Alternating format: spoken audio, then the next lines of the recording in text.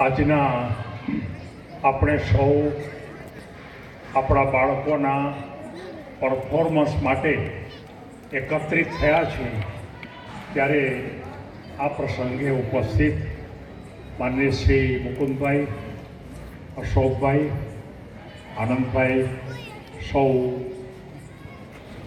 આપણા સૌ મુખ્ય મહેમાનો, મારે માત્ર બહુ થોડીક જ વાત કરવી છે. શિક્ષણનો તબક્કો બહુ લાંબો છે. નવી શિક્ષણ નીતિ જે આવે છે એની અંદર બાળકોને છેક રમકડાથી રોકેટ સુધી ભણાવવાનું છે. એટલું જ નહીં, પણ વેદથી વેબસાઇટ સુધી ભણાવવાનું છે. વેદથી પણ વેબસાઇટ સુધી. અને છેલ્લી જો વાત કરું તો એમ કહી શકાય કે ઉપનિષદથી ઉપગ્રહ સુધી ભણાવવાનું છે. જો આ ત્રણ બાબતનો જો વિચાર કરીએ તો આપણને એમ થાય કે આપણા બાળકોની ઉપર કેટલો બોજો આવશે, પણ બોજો નથી આવવાનો. જેમાં નકામી બાબતો બધી નીકળી ગઈ છે. ત્રણ તબક્કાની વાત કરીને મારી વાત પૂરી કરી નાખું. મેં શિક્ષણ ઉપરના ખૂબ વિડીયો મેં યુટ્યુબ ઉપર મૂક્યા છે, જેને રસ હોય સાંભળી શકશે.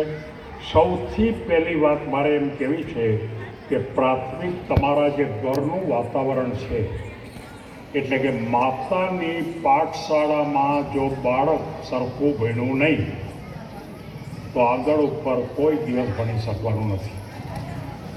માતાની પાઠશાળા બહુ અગત્યની છે. ઘરનું વાતાવરણ સૌથી અગત્યનું છે. અને હંમેશા પોતાના સંતાનો માતા પિતાનું અનુકરણ સૌથી વધારે કરે છે. તમે ખોટું બોલતા હો, તમે કદાચ કોઈની ઉતારી પાડતા હો, કોઈની ઈર્ષા કરતા હો, કદાચ તમારો પોતાનો જ સ્વભાવ બહુ ગુસ્સાવાળો હોય તો તમારા સંતાનમાં આ બધી જ બાબતો 100% આવી જશે. રાહ જો ક્યારે આવશે. કદાચ એવું પણ બની શકે કે તમને બરોબર ખ્યાલ આવશે કે જ્યારે ખરેખર તૈયાર થાય ત્યારે આ બધી જ બાબતો તમારે આવી જશે. હું એક ઉદાહરણ આપવા માગું છું. ઘણા વર્ષો પહેલાં નેપોલિયન બોનાપાર્ટ ફ્રાન્સની અંદર એક બહુ મોટા રાજકીય માણસ હતા અને ફ્રાન્સનું શિક્ષણ નબળું પડ્યું. એટલે બધા ભેગા થયા કે ફ્રાન્સના શિક્ષણને તાકાતવાળું કરવું હોય તો શું કરવું.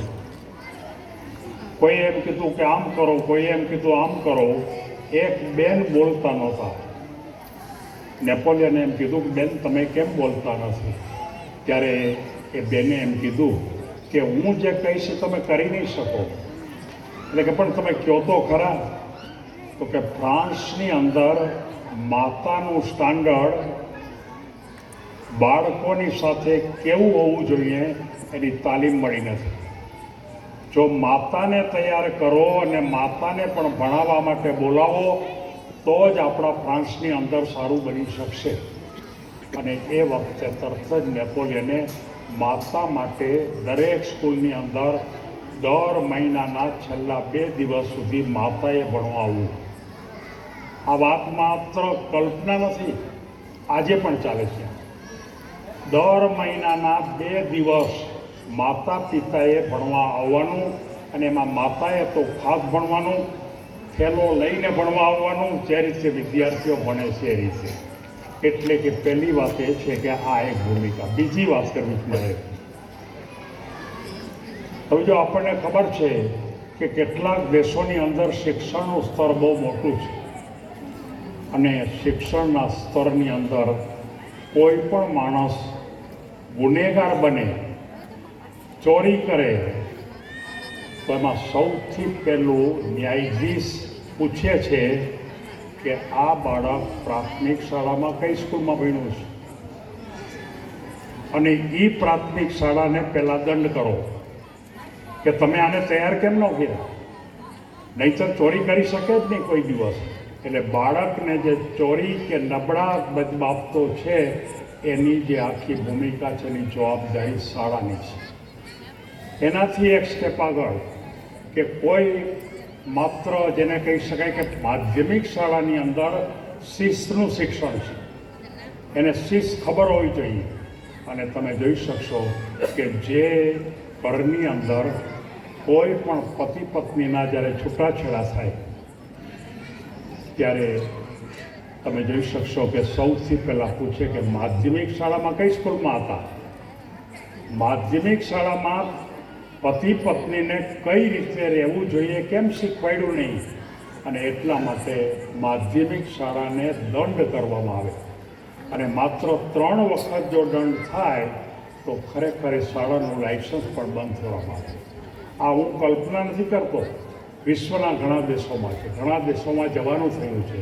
અને તમે જોઈ શકશો કે છેલ્લી વાત મારે તમને એ કરવી છે કે ફિનલેન્ડની અંદર તમે જો એક બતાવે કે ધારો કે કોઈ દિવસ સમાજની ભૂમિકામાં જો કોઈ પણ યુવાન ખતરનાક નીવડે, સમાજને હેરાન કરે, સમાજને તકલીફરૂપ થાય, સમાજને મુશ્કેલીમાં મૂકે, માતા પિતાને સાચવે નહીં. માતા પિતા ડૉક્ટર થયા હોય પણ માતા પિતાને જો સાચવે નહીં તો એને સૌથી પહેલાં ફિનલેન્ડની અંદર એમ કહેવામાં આવે છે કે કોલેજમાં કઈ કોલેજમાં હતા એ કોલેજવાળાને દંડ કરો, કે એને ખબર નથી કે આ શું કામ માતા પિતાએ પોતાના જન્મ થકી ખરેખર તો બાળક આ પૃથ્વી ઉપર આવ્યું છે અને એને સાચવતા નથી, એને દંડ કરો. અને આ આખી ભૂમિકા હું તમને એટલા માટે બતાવવાનું છે કે શિક્ષણના પાયામાં આપણે ભારત થોડા નબળા પુરવાર થયા છે. અને નબળા પુરવાર થયા છે એની પાછળનું એક જ કારણ છે કે આપણું શિક્ષણ એક જ દિશાનું શિક્ષણ. કોઈને એન્જિનિયર બનાવો એટલે એન્જિનિયરિંગની બધી જ બાબતો એને શીખવાડો, ડૉક્ટર બનાવો એટલે ડૉક્ટરની બધી જ બાબતો શીખવાડો, વકીલ બનાવો તો બધી જ વકીલની બાબત બતાવો. પણ એમ ન ચાલે, એને સારો માણસ પણ બનાવવો પડે. જીવનમાં કઈ રીતે રહેવું જોઈએ, વ્યવસાય કેમ કરવો જોઈએ. એક ડૉક્ટર તૈયાર થયો, માસ્ટર ડિગ્રી લીધી, પણ સમાજનું શોષણ કરતા હોય, ગરીબ માણસની જો દવા ન કરતા હોય અને ગરીબ માણસ તરફ ખરેખર ન હોય તો એનો અર્થ એ થયો કે આપણે ડૉક્ટર ભણાવતા એને જીવન શિક્ષણ આપ્યું નથી. એને જીવન શિક્ષણ આપવું જોઈએ. આજે તમે જોઈ શકશો ભારતની અંદર એક જ પદ્ધતિનો વિકાસ થયો. કોઈ પણ ભણો, તમે ગમે ત્યાં ભણો, પછી એનું પરિણામ માત્ર એક જ છે કે પૈસા કેમ વધારે કમાવા, બાકીના એક પણ મૂલ્ય નથી. જીવન શિક્ષણ, સમાજ શિક્ષણ અને વ્યવસાય શિક્ષણ એ પ્રકારની એક પણ વાત કરવામાં નથી આવતી. અને આ નવી શિક્ષણ નીતિમાં એ પ્રકારની ભૂમિકા મૂકવામાં આવી છે.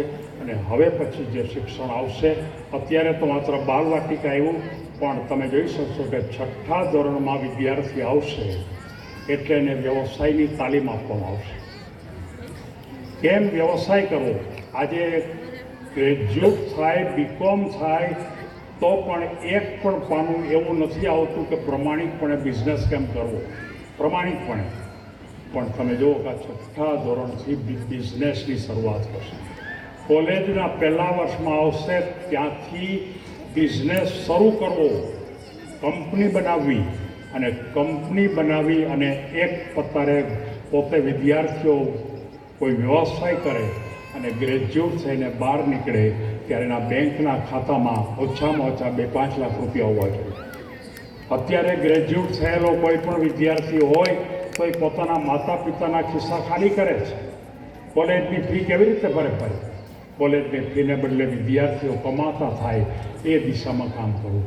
અને એક વાત મારે ફરી કહેવી છે કે યાદ રાખજો કે આપણા બાળકોને હવે તૈયાર કરવા માટેનો એક ચોક્કસ સમય આવ્યો છે. 10 વર્ષ પછી ભારતની અંદર 60% નોકરીઓ ચાલી જવાની. બધાને છૂટા જ કરશે.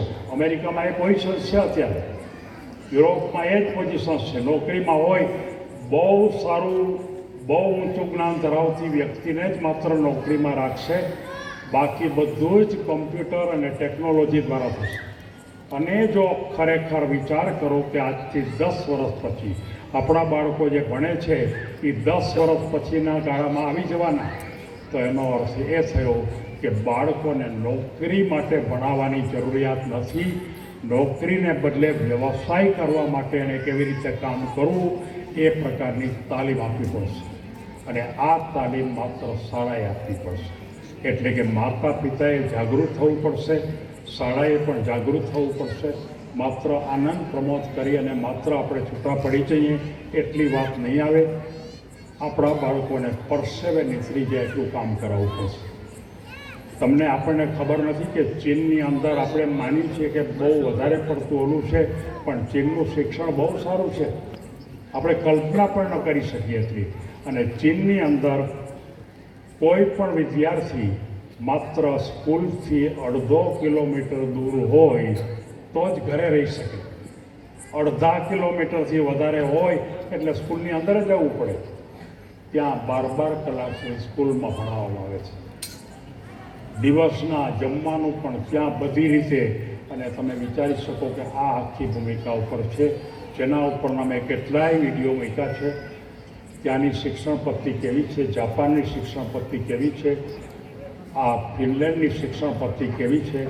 માતા પિતાએ આ બધા વિડીયો જોવા જોઈએ. અને વધારેમાં વધારે આપણે આપણા બાળકોને તેજસ્વી બનાવવા માટેમાં આપણે ભૂલ ન કરી બેસીએ.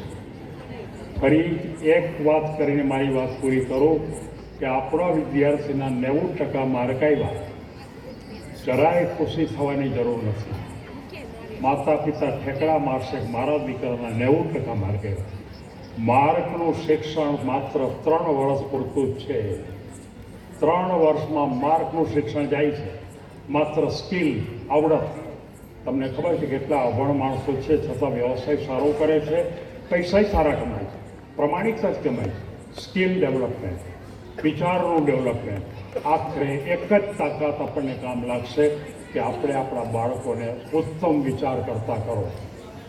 ખૂબ તાકાતવાળા વિચાર, નબળું કરવાની ઈચ્છા જ ન થાય. અને એ પ્રકારની ભૂમિકા ઉપર કામ કરવા માટે માતા પિતા અને શાળાએ ભેગા મળીને કામ કરવું પડશે. કારણ કે આપણા બાળકો અમુક કલાક ઘરે રહીએ છે. અહીંયા ગમે તેટલી શાળામાં શીખવાડ્યું હોય, પણ ઘરે રહેવાથી માતા પિતા જો આ પ્રકારનું વર્તન કરતા હશે તો કંઈ અર્થ નથી ભણવાનો. અને આટલી વાત મારે કરી અને બસ તમને થોડા જાગૃત કરવા માટે તમારી સાથે થોડી વાત થઈ. સૌ કોઈ આપણા સંતાનો આગળ વધે એવી શુભેચ્છા સાથે સૌને ધન્યવાદ.